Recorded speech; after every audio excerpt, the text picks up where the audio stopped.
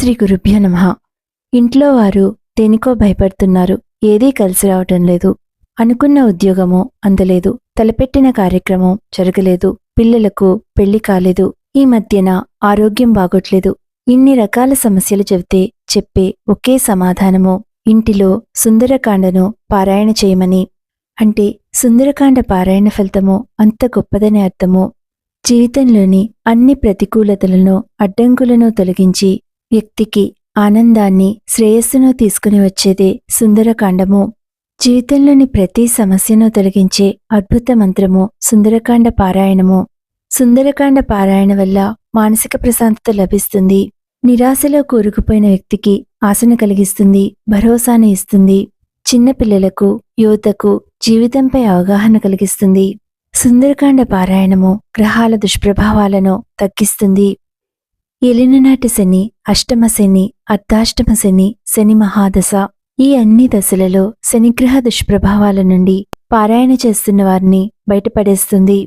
సుందరకాండ పారాయణ వల్ల రాహువు, కేతువు, కుజుడు ఈ గ్రహాల దుష్ప్రభావాల నుండి బయటపడతారు.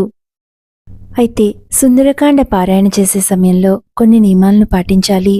మొదటిది, సుందరకాండ పుస్తకాన్ని ఎట్టి పరిస్థితులలోనూ నేలపై ఉంచకూడదు. శుభ్రం చేసిన గదిలో లేదా ఆలయంలో సుందరకాండను పారాయణ చేయాలి. దీపాన్ని వెలిగించి శ్రీరాముల వారిని లేదా హనుమంతుల వారిని ఆవాహనం చేసి అనగా ఆహ్వానించి చివరిలో వీడ్కోలు చెప్తే పారాయణపై మనసు నిలిచి ఫలితము అత్యంత శీఘ్రంగా లభిస్తుంది. పారాయణ చేస్తున్నంతసేపు దీపం కొండెక్కకుండా చూసుకోవాలి. ఆంజనేయ స్వామి వారికి ఎర్రటి పూలను సమర్పించాలి. సింధూరాన్ని సమర్పించి పారాయణం చేయటం వల్ల వెంటనే మీకున్న సమస్యకు పరిష్కారం లభిస్తుంది. అయితే సుందరకాండ మొత్తం పారాయణ చేయాలనుకున్నా అందుకు శక్తి సామర్థ్యాలు లేనివారు, అంత సమయాన్ని పారాయణ చేయడానికి వెచ్చించలేని వారి కోసమని సుందరకాండలోని 5 ముఖ్యమైన శ్లోకాలను ఈ వీడియోలో తెలుసుకోండి. వీటిని పారాయణ చేసుకోవడం వల్ల సుందరకాండం మొత్తం చదివిన ఫలితము చాలా వరకు లభిస్తుంది.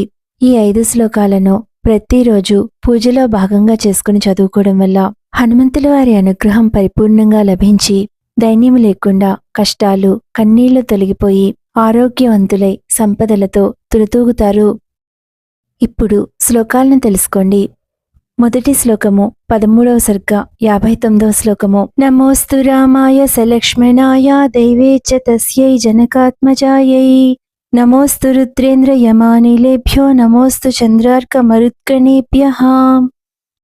రెండవ శ్లోకము సుందరకాండము 42వ సర్గ. దీనిని జయమంత్రము అంటారు. జయత్యతి బలో రామో లక్ష్మణశ్చ మహాబలః రాజా జయతి సుగ్రీవో రాఘవేణాభిపాలితః.